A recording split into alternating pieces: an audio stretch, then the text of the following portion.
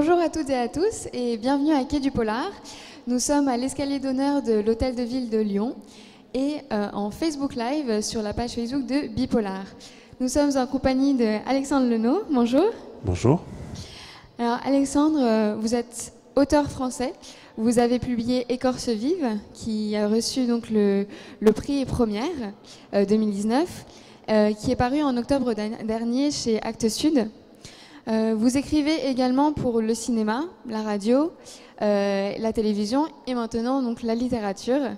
Alors pour commencer, comment passe-t-on d'une écriture à l'autre ? C'est très différent.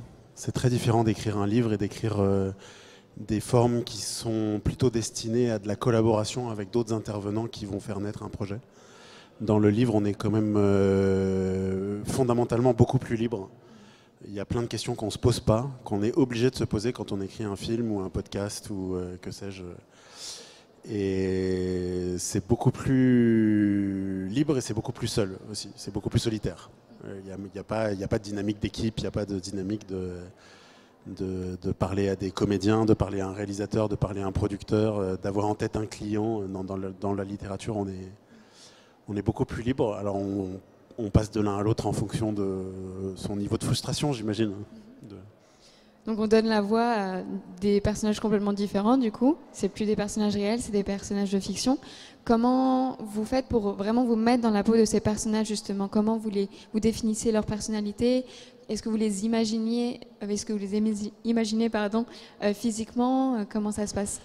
Alors justement, si on écrit un film, on se pose toutes ces questions-là. On doit savoir à l'avance un peu la biographie précise de son personnage, d'où il vient, où est-ce qu'il est né, comment étaient ses parents, qu'est-ce qu'il gagne comme argent, où est-ce qu'il vit, etc.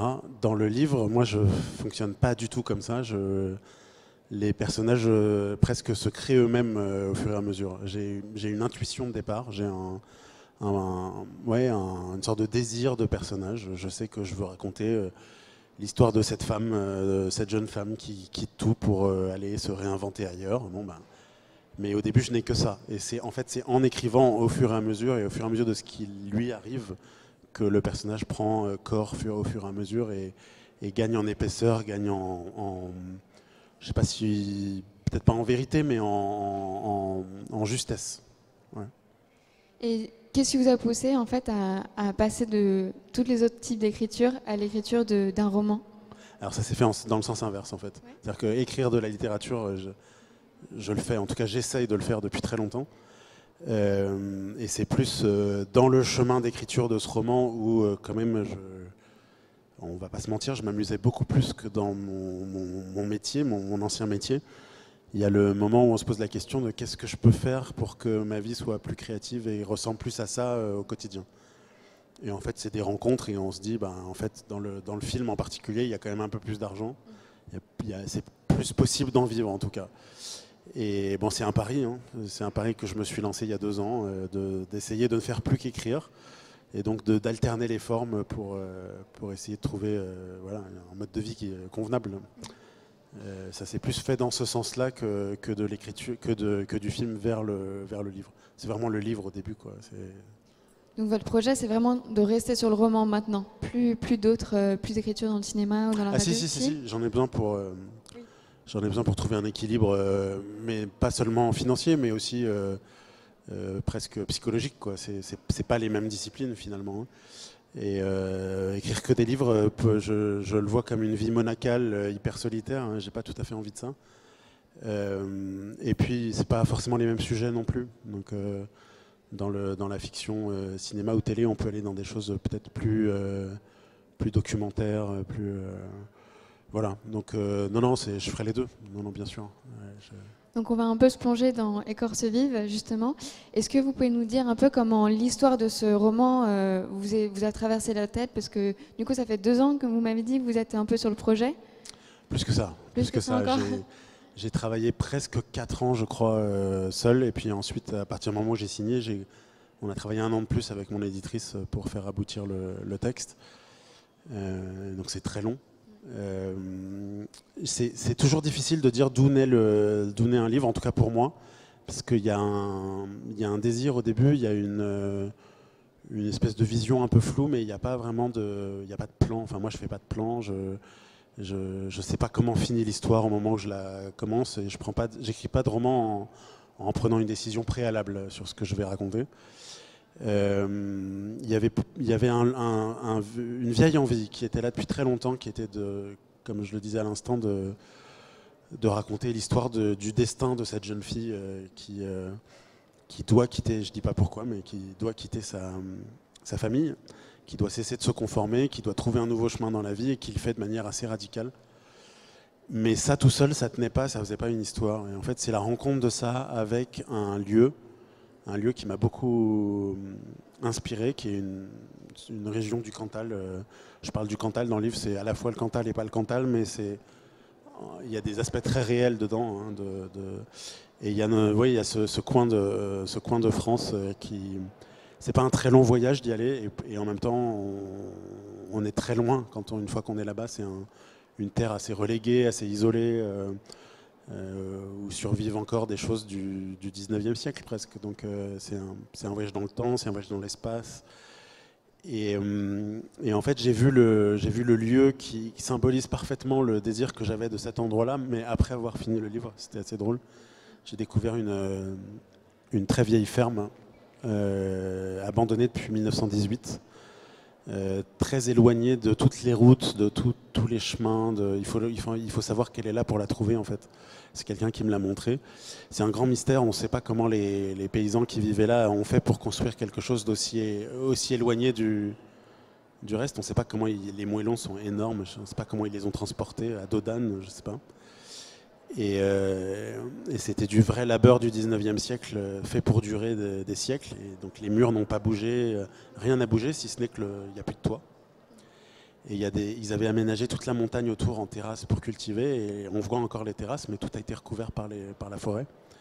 Et je trouvais que ça symbolisait bien ce que j'essaye de dire du monde, à la fois du monde rural et du monde sauvage, quoi, de la fin de quelque chose, et puis peut-être le renouveau, mais sous une forme très différente. Ouais. Oui, parce que c'est vrai que le lieu est extrêmement important dans le roman.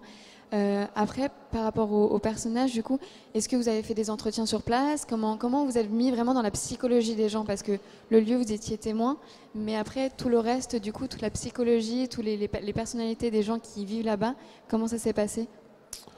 J'ai pas fait d'entretien, j'ai pas de méthode comme ça d'enquête. J'ai un ami anthropologue qui me racontait que dans son laboratoire, ils avaient reçu Maëlys de Kerangal pour qu'elle leur explique comment ils travaillaient, parce que ça se rapprochait de l'anthropologie ou de l'ethnologie.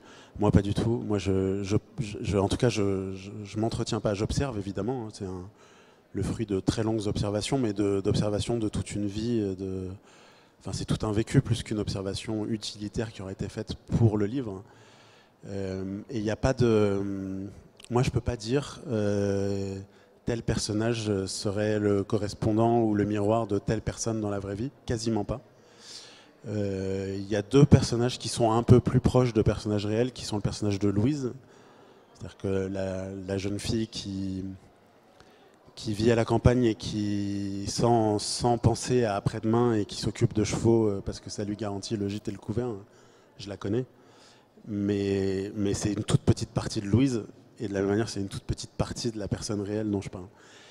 Et le personnage du paysan, il s'appelle Jean Couple dans le roman, pareil, il y a un paysan que je connais bien qui vit pas dans le Cantal, qui vit dans la Creuse, mais il y a des choses qui lui sont arrivées dans sa vie qui font écho à ce que vit mon personnage. Mais pareil, c'est pas une correspondance totale. Voilà. Mais le reste, c'est juste... moi, j'ai l'impression que c'est juste un état qu'écrire requiert peut-être en amont un état de vigilance vis-à-vis du monde, un état d'ouverture, une ouverture d'esprit, d'ouverture d'ouvrir ses cinq sens finalement, quoi. J'ai des camarades, notamment écrivains, qui rentrent dans un bar n'importe où et au bout de 2 heures, ils ont 14 potes, hein, et ils se nourrissent de ça. Moi, pas du tout. Moi, je suis plutôt dans un coin et j'écoute et je regarde. Et du coup, est-ce que pour vos prochains projets, vous allez repartir sur 4 ans d'observation ou comment ça va se passer ? J'espère pas. J'espère que ce sera un peu plus rapide. Et surtout, je ne sais pas encore ce que ce sera. J'ai des bribes d'idées, des sujets de recherche en fait qui m'intéressent, mais j'ai pas encore l'étincelle initiale qui me dit ça c'est une histoire. Voilà, on va laisser ça venir petit à petit. D'accord, bah pour l'instant du coup on va rester sur Écorce vive. Et est-ce que vous pouvez nous donner donc 3 bonnes raisons de lire votre roman? Ouais, alors 3 raisons. La première, ce serait si vous avez le goût des personnages féminins forts. Moi, c'est quelque chose qui m'a beaucoup inspiré. Voilà, j'avais des prédécesseurs en littérature qui avaient fait ce genre d'exercice, mais je trouve qu'il n'y en a finalement pas tant que ça. En tout cas, des hommes qui écrivent sur des personnages féminins très puissants comme ça. Moi, je voulais raconter l'histoire d'une guerrière. Donc voilà, il y a ça. On parlait du lieu. Il y a quelque chose autour de l'écologie. Enfin, moi, j'envisage la forêt et la montagne locale comme un personnage à part entière de mon roman. C'est très nourri on parlait d'observation, mais c'est aussi très nourri de lecture, en fait, jusqu'à la biologie, finalement.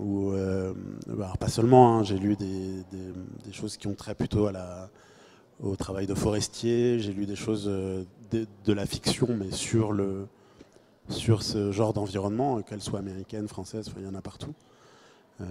Jim Harrison aux États-Unis, Jean Giono en France, enfin voilà, des gens comme ça. Mais jusqu'à la biologie, parce que voilà, dans la biologie contemporaine est en train de battre en brèche toutes les idées qu'on avait qui nous permettaient de séparer le règne humain du règne animal. Tout ce dont on se servait pour dire l'humain est à part, en fait, et pas dans son milieu, mais pas que dans son milieu, on se rend compte aujourd'hui on étudie le langage des arbres, on étudie la conscience de soi de certains animaux, enfin voilà. Donc ça va jusque-là, quelque chose autour de l'écologie. Et une troisième raison, c'est que c'est évidemment pas un traité d'écologie, justement, c'est une vraie histoire, c'est une fable, c'est très influencé par les codes du western. Voilà, si vous aimez les romans un peu aventure, western, ce genre de choses, voilà, c'est dans cette veine-là, clairement. J'ai été très inspiré et par des livres de cette obédience et par les autres arts, hein, par le cinéma, voilà. Et justement, on va un peu plus parler de vos références qui vous ont inspiré jusqu'à aujourd'hui. On va parler peut-être d'abord l'auteur de polar que vous préférez, qui vous a vraiment touché. De polar ou de roman noir, pour moi c'est pas tout à fait pareil. Mais allons-y sur le roman noir sinon. Ouais. Roman noir, je dirais sans doute James Lee Burke. Le dernier polar ou roman noir ou thriller lu? Antonin Varenne, Équateur. Le film policier ou le thriller? C'est plus un roman d'aventure, mais bon. Oui. Donc, votre film ou policier ou thriller préféré? Le Petit Lieutenant. Votre réalisateur de thriller ou de film noir préféré? Je sais pas. Il y en a beaucoup? Il y en a beaucoup, oui. Non, Hitchcock, hein, tout simplement. Il faut revenir au grand classique. Et donc peut-être le film de Hitchcock qui vous a le plus, qui vous retenez en particulier? Non, je les aime tous. Ouais, je les aime tous. Là, je peux pas. Non, je peux pas les hiérarchiser. Ce serait un crime d'en choisir. Non, ouais, c'est compliqué. Votre personnage de fiction préféré? Sans doute Dalva, le personnage de Jim Harrison dans le roman du même nom. Ouais. Votre arme du crime préférée, de prédilection? Arme du crime, la hache. On reste sur le thème. Est-ce que vous avez un roman qui vous a chamboulé par rapport au twist, ou s'il y avait un cliffhanger qui vous a vraiment que vous avez retenu? C'est pas vraiment mon genre de littérature, mais J'ai un souvenir comme ça d'un roman policier, je crois que c'est le premier roman policier japonais, qui s'appelle, j'ai oublié le nom de l'auteur évidemment, mais ça s'appelle La hache, le couteau et le chrysanthème. Et je me souviens, oui, d'un retournement très impressionnant, très virtuose.